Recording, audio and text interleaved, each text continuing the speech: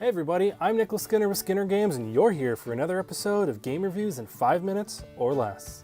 In this episode, I'll be talking about one of my favorite books from Dungeons & Dragons 3rd edition, and it actually wasn't printed by Wizards of the Coast. This book is printed by Swords and Sorcery Studio, a subsidiary of White Wolf, and it is the Relics and Rituals Excalibur Guide.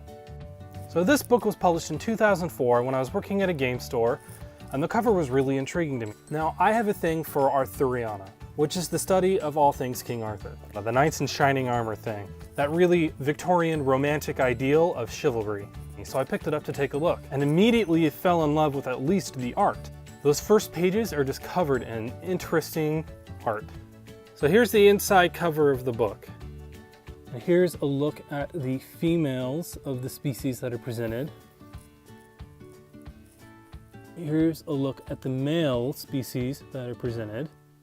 And I just really liked their take and adaptation of the 3.5 material to create a game that had a lot of depth and feeling. A lot of the non-human races are from the realm of fairy, which, let's face it, that's kind of a given. So you have your standard human, but then you have playable hobgoblins that work a lot differently than what are in the 3.5 manuals. They don't really have a distinction between halflings and gnomes. They kind of combine the two into this funny little trickster race. Then you have your high elves, which are kind of hoity-toity, the wood elves, which are definitely more earthy, and they belong to the Sidhe. Then you have your half-orcs and your dwarves, and each of them have a setting-specific name, like the Anhardt for the hobgoblin, and half-orcs are just half-orcs. But it introduces a new base class as well, the actual knight, so you can start from level 1 as a knight in shining armor. That was something that always kind of disappointed me about Dungeons & Dragons growing up and playing other games, so you weren't really just a knight, you were a fighter, which, yes, you could play as a knight, and in later editions they structured it so that you could play a knight, whether that was a cavalier or an actual knight. And in 5th edition they've given you rules in Xanathar's Guide to be able to play a knight, but it was nice to have a class that was an absolute knight. And as a side note, the races each have their own little racial adjustments that are different from that in the standard 3.5 manuals.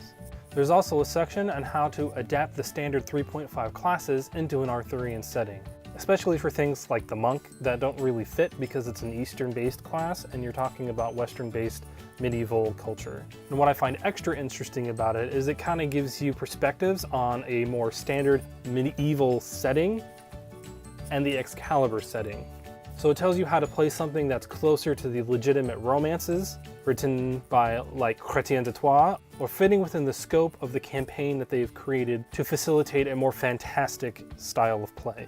And then there are a lot of really fun classes like the Fey Enchantress. You get the Green Knight where you can kind of lose your head and be able to put it back on from Sir Gawain and the Green Knight. You have a Hound Master. One of my favorites is the Reliquarian. So you gather a bunch of relics and they do cool stuff for you. They're kind of like a really fancy cleric. There are a bunch of new feats. One of my favorites is Deny the Lethal Strike, where you can deny being hit by a critical, and Ancestral Weapon, where you essentially get a +1 sword right off the stinking bat. But if you lose it, really bad crap happens to you. It goes over new armor, like wooden armor for elves because they're allergic to steel.